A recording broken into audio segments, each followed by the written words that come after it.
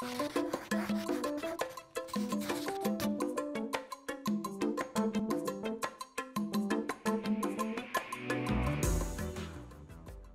afternoon and welcome to Essential Ingredients. I'm Justine Reichman, your host, and today we have Josh Balk, Vice President of Farm Animal Protection at the Humane Society. Welcome, Josh. It's good to be here, Justine. Thank you so much for having me.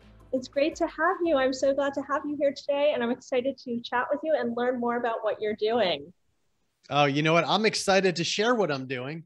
I'm ready for some hardball questions. Let's bring it on. Well, we're going to have a conversation. I want everyone to get to know you and hear about what you're doing and the changes you're making in food and how you're impacting the industry. So, first, let's tell everybody a little bit about what you do at the Humane Society. The Humane Society of the United States is the largest animal protection organization in the country. We work on myriad issues related to animals. And what I do is lead the work to help farm animals.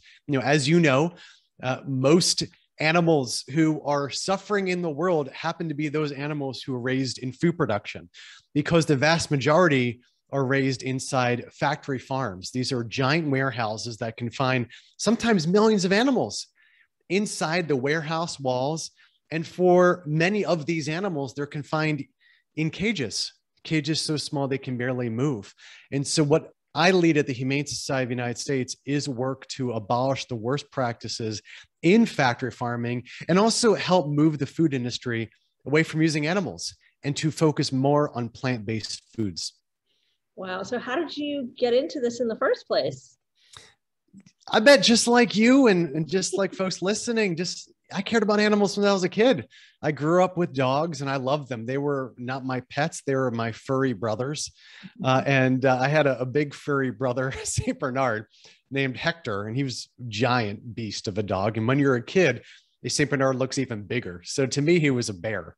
And I loved him a lot. And I saw a documentary on a VHS tape back in the day when there were VHS tapes. We're dating ourselves now, Josh. I know. This is late 90s. And I saw how animals were raised in food production. I saw how an egg-laying chicken is confined in a cage so small she can't even spread her wings with 8 other chickens. The cage is the size of a microwave. I saw a mother pig confined in a cage so small she can't even turn around, basically a cage that is in essence her coffin, to live in for 4 years. And these type of abuses that go on to these farm animals allow me to make this connection. Wait a second. I love my dog, Hector. He's a troublemaker and he probably doesn't love me as much as I love him. But what is going on to these other animals? And they feel the same pain that Hector can, and they can suffer just like Hector. And so making that connection allowed me to look outside my own house and to make a difference in the lives of animals, especially who are being raised in food production. And as I got older, I started to realize, oh my gosh, it's not just a few animals that I saw in this documentary. It's most egg-laying chickens are in cages. Most mother pigs are in cages. Most chickens in the meat industry are genetically manipulated to grow so big, so fast, they can barely move at the end of their life. They're in constant pain, constant suffering. So when you just look at the vast majority of animals who are raised in these conditions and the numbers, 9 billion of them, you start to realize, oh my gosh, I really want to make an impact in the lives of so many animals and make their lives better. So you came up with the revelation that you wanted to help these animals, and you decided to go work at the Humane Society? I interned there. I was walking down the street one day in 2001 in DC. I saw a building that said Humane Society of the United States. And I thought, hey, I'll go in there to see if I can intern. And I was not as professional as I wished I was. I was probably wearing my gym shorts and a t-shirt, and I didn't do any background research on the organization. I just walked in and I went to the person at the front desk saying, hey, I'd like to intern. What can I do? Unfortunately, they had a lot of compassion and mercy towards me, because I don't know if I would have overlooked my lack of professionality. And they allowed me to start interning on the spot. So I did that. And it really opened my eyes to like actual professional advocacy work. And from then on, I wore my one suit that I owned pretty much every day of my internship. And I started to understand what it's like to actually wage thoughtful campaigns, not just, oh, I care about animals, what can I do? It's like, hey, let's have some strategy behind it. Let's see the difference we can make, and let's use as many tools that we can to make tangible progress for animals. So I learned that at my internship at the Humane Society of the United States. I went to another organization called Compassion Over Killing for a few years after that internship. That's where I did undercover work, and I actually worked in factory farms and slaughterhouses. Yeah, I was hooked up with a hidden camera, and I documented the abuses that would go on within those facilities. You know, I was there, you know, seeing when a chicken is dropped on a conveyor belt and having to grab her, and as she fights for her life, having to shackle her. Yeah, it was terrible. It's terrible. Oh my God. So I'm sorry, can you walk us through a little bit of that? Yeah, you know, one does not realize how bad it is until you really work there. You can watch as many documentaries, YouTube videos as you want, as I did. But once you're there, you see the reality, even in harsher ways. When I walked into what's called the shackling room, the thing that hits you first is just the smell. The smell is so harsh that it's almost like you walk through a wall. Like, that's how strong the scent is. And the scent is of feces, it's of blood. It's just really shows you like that you're entering a really bad place and really terrible things happen. And so I walked up to what's called the shackling line, and to my left were about a dozen other workers who were there to shackle the animals. And this is at a chicken slaughterhouse. And then when you look to the left, you can kind of see through the cracks the chickens being dumped from the truck. That many of us have seen these trucks that go down the highways, and you can see that the truck dumped the chickens on the conveyor belt. The conveyor belt starts to move towards you. Then you hear the shackles start to churn. And then as the chickens get to you, the workers to your left are grabbing chickens super fast and shackling them. And you're waiting for the chicken to get to you. And finally, that first chicken got to me. And my heart was beating so fast. I could not believe what I was doing. I was doing everything that I was against morally, but I had to do in this undercover work. And so I grabbed her, and I could feel her twisted legs in my hand. You know, because of this genetic manipulation, the chicken legs, they're all twisted up. You know, they just grow abnormally. And they're only 45 days old, Justine. I mean, these are babies. All chicken meat comes from baby chickens. And so I'm holding up a genetically manipulated baby chicken who is the size, in my head at least, of like an eagle. That's how big she is because of the genetic manipulation that's done to these animals. She's hitting me with her wings. She's scratching me. She's pecking at me to try to escape. And it was just breaking my heart. Like, she didn't want to die. And I just had to shackle her. And that's what happens. That's what happened to her, and what happens to billions of chickens every single year. And do you know what that did, though? That allowed me to focus my understanding of what I need to do for animals has to be impactful. I can't do actions just because they feel good. I don't want to wage campaigns that make a little impact. She reminded me this is real world stuff. And that if I want to be someone who makes an impact, I got to truly make an impact and not engage in some theoretical thought process, but make everyday practical changes that truly do improve the lives of animals like her. Oh my God. So what was out of that? What was the big impact you wanted to have? The impact I wanted to have was knowing that the finite amount of time I have on Earth to make as big an impact as possible. Before that, I probably, just wanted to say, hey, I just want to try hard and make some impact. And that was my thinking. Because of her, my thinking is no longer, hey, I want to try to make some impact. I just want to do my best. No, that's not at all. It's, I want to make the biggest impact I can. And everything that I'm doing has to be transformational. And guess what? I might fail, and that's okay, but I want to make transformational the guidepost, as in the actions that I take. I also have to wage campaigns that have a real world impact. There's some work out there that I'm sure I used to do myself. that maybe like I felt good as an activist and I'm like, yeah, I showed this person or that company. Or, hey, you know what? I'm sure I changed a couple people's minds here or there. No longer was that something that I felt like I would wanted to do.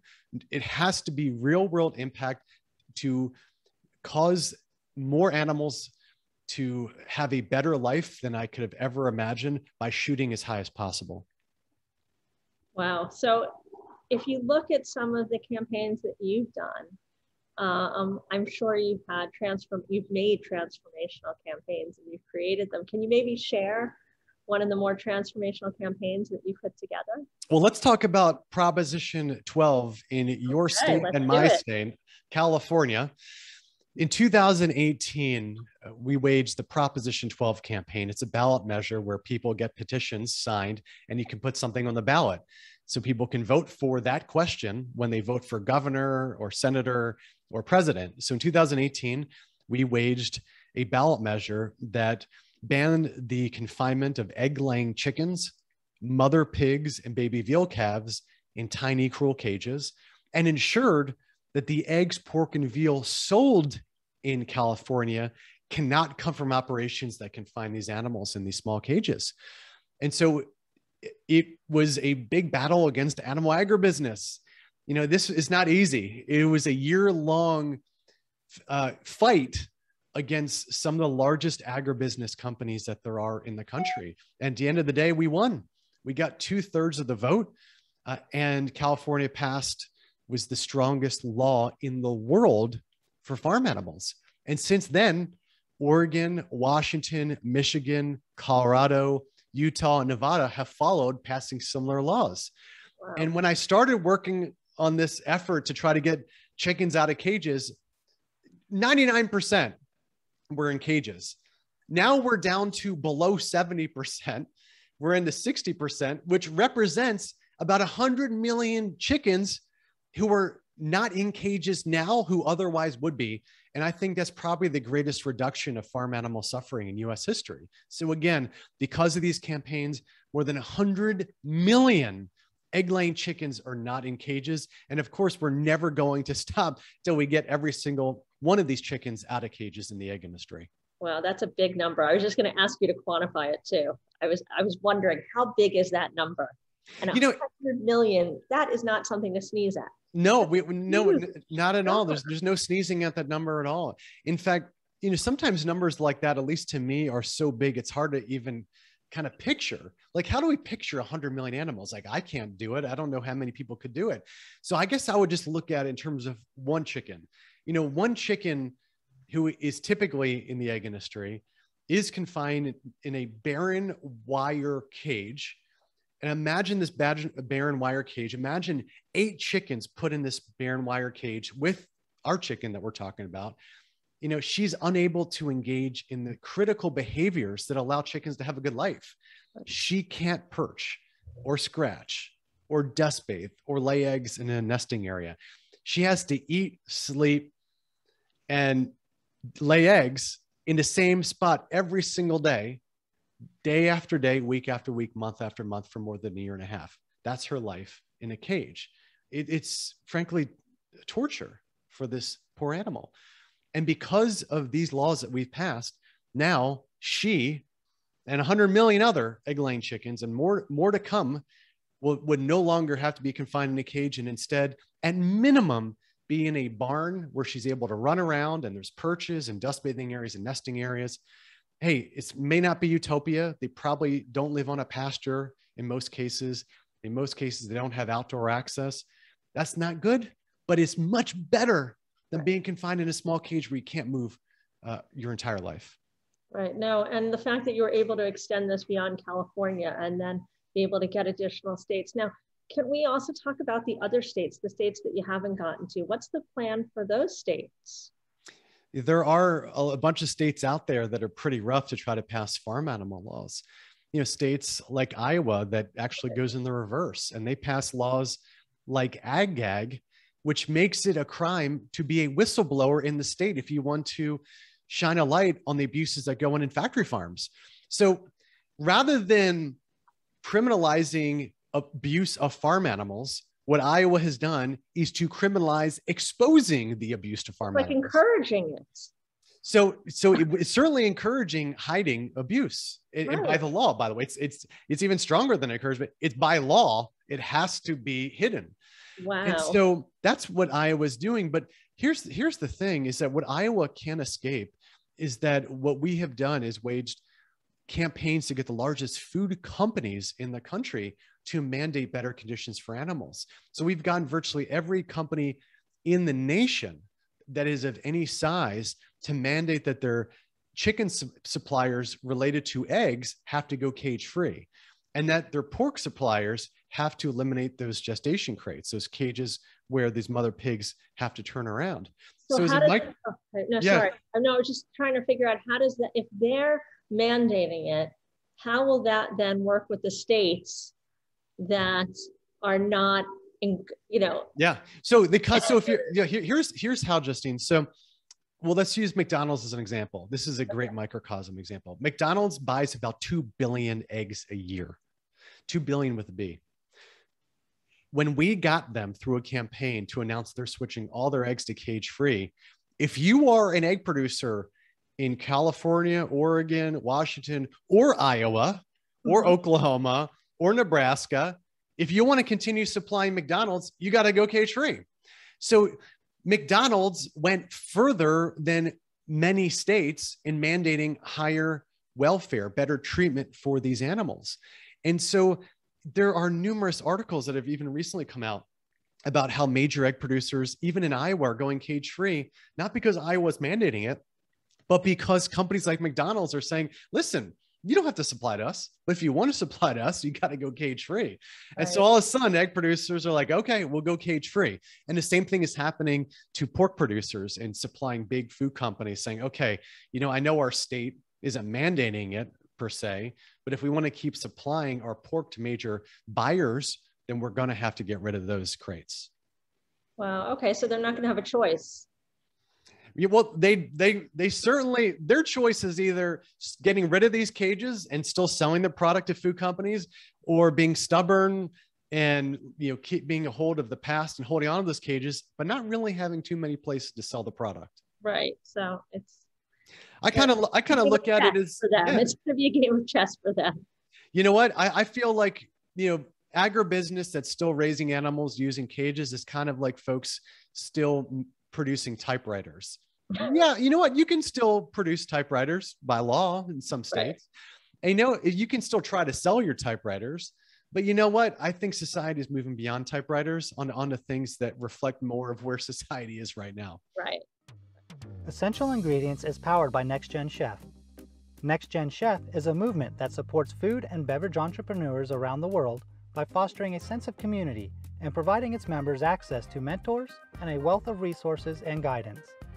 Next Gen Chef feeds members with the knowledge they need to build better for you food and beverage businesses, so the world can have greater access to healthier food, comprehensive food education, and increased affordability. If you like what you hear on this podcast, continue the conversation or ask new questions on the Next Gen Chef app, available in the Apple Store and Google Play. Follow Next Gen Chef on Instagram, LinkedIn, and Facebook at Next Gen Chef. Join Next Gen Chef and let's change the future of the food industry together. So I know that you've been on a mission and you've been working with the Humane Society, and I know that you're super passionate about this, and I know that many people have their hands dipped in a lot of things, and I know that you've also had some other innovations that you've taken this passion and you've created some other businesses. And I'd love to just tap into that and touch on that a little bit, because you've created a really great business. And I'd love to just talk a little bit about that, because it really connects so perfectly with this. And I can't help but think that this was what inspired what you founded. So would you tell us a little bit about Eat Just and how this inspired that? Trying to make the lives of animals better certainly did inspire the founding of Eat Just. You nailed it. Especially if you don't use them. There's a lot of ways to help animals, and I'm all about all of them. You can make conditions for these animals better. And that's what I'm trying to do, passing these laws and getting these corporate policies. You can also help folks eat more plant-based foods so we can get animals out of the picture. And it was in that idea that I founded with my dear friend, also named Josh. Other Josh? Yes, we'll call him Other Josh for this interview. But if you ever have him on, don't let him know that we called him Other Josh right now. All right. That's a deal. Safe with me. Absolutely. For now, Other Josh. So what we decided on was, hey, there's a lot of work that's being done to offer delicious and affordable plant-based burgers and hot dogs and bacon and sausage and chicken and even now fish. These are items that taste just like their meat counterparts, only they're made from plants. But there hasn't been much work done to help folks eat more plant-based breakfast meals. Mm-hmm. And so we thought, hey, this is a missing idea. Let's give it a shot. And so we founded a company at the time called Hampton Creek, named after my dog who passed away. Later on, St. Bernard, he was after Hector. And so it's called Hampton Creek. Now it's called Eat Just. And the company offers a product called Just Egg. It's in the egg section in every major grocery in the United States. All plant-based. And when you open it up, you pour it on the frying pan, you scramble it up just like eggs. You don't need to make it any different. Scramble it up like eggs, turn it into an omelet, whatever you want to do with eggs, you can do with Just Egg. Only no animals were harmed in the process. It's cholesterol-free, unlike eggs, and it also has as much protein as eggs. And so it's a huge hit. And it's being sold not only every major grocery in the United States, but it's being sold internationally now. As of this recording, there was just announced a partnership in South Africa for it to be sold. It's sold in China. And so it's a great way for people to move away from supporting buying eggs from caged chickens. Some folks are switching to pasture eggs. Hey, that's a great step in the right direction too. Some folks are eating more plant-based meals like this Just Egg. Hey, that's wonderful as well. And so we wanted to try to allow the free market to solve a lot of the problems that goes on to animals within industrial factory farming. So I'm just curious. So how did you two come together to build that business? We've been best friends since we were in school. I wanted to be a professional baseball player. When you say school, do you mean college, high school, elementary school? Yeah. So since we were about 14, so that's early in our high school days. Okay. And I wanted to be a professional baseball player. He wanted to be a professional football player. So we bonded over our shared interest to be professional athletes. Neither of us came close, but we did have that dream. I did end up playing baseball in college, and he ended up playing football in college. So at least we went that far. But throughout that time, what we built together was a work ethic, was a passion, was an interest to learn and read, is a drive that you need if you want to succeed at anything. And so we kind of just in our life, just kind of directed that in a different direction. And for me, it was to help animals, and it was to wage these campaigns for animals. And it was to start this company. And for Josh, he went to work at the United Nations. He went to work for the president of Liberia. He went to work at a law firm. And eventually, he went to found this company with me. And to this day, he's been leading the company and just really excelling beyond a point that anyone could have ever imagined. There's at this point, there's been hundreds of millions of dollars in investment. I believe about $600 million in investment from anyone from a billionaire or many billionaires, frankly, to government funding apparatuses, to folks who were there in the beginning who just felt like there was a big chance to change the world. So there's a whole variety of people who have backed the company, but mostly it's being, frankly, supported by people buying the product. And most people who buy the product aren't vegan or vegetarian. They're everyday people who just want to take a step in the right direction. And we're happy to have everybody, try to do a bit better. And I try to do better myself every day. So I think we're kind of in this together to do all we can to move the world in a more humane place. It's such an innovative product too. Are either one of you chefs or no recipe, food scientists or any background like that, or it was just sort of an innovation you came up with to build a better for you product? And, you know, from your background in, you know, building a more humane and better way to eat. You know, I can make a mean peanut butter and jelly sandwich, and Well done. thank you. And I can make a pretty good oatmeal, but beyond that, I have no culinary talent whatsoever. And I think Josh, the other Josh, would say the same thing. We happen to be able to bring people on the team who have a lot of talent.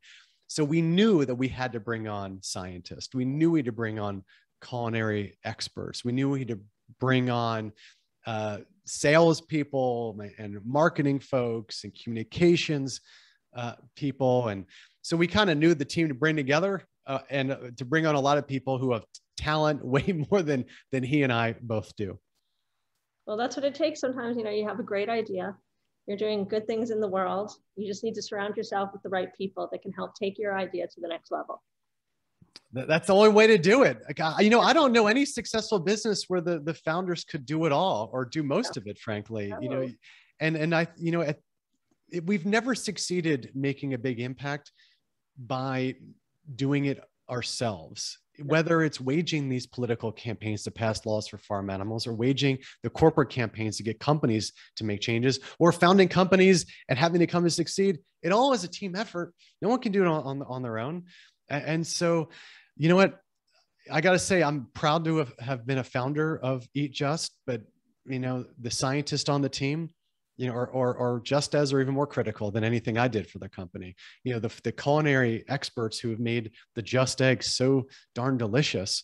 I mean, they get as much or more credit than I do for founding the company. So yes, huge team effort with so many people brought together. Frankly, the thing that unites everybody is to try to make things better off for animals, for people, for the environment. And, you know, I think we're making things a bit better each and every day. Well, that's what we do with this podcast, right? This podcast is really all about the people that we bring on, like yourself, to be able to share their stories for inspiration, to inspire others. So Josh, I really appreciate you coming on and sharing your story to be able to inspire other entrepreneurs and people changing the future of food.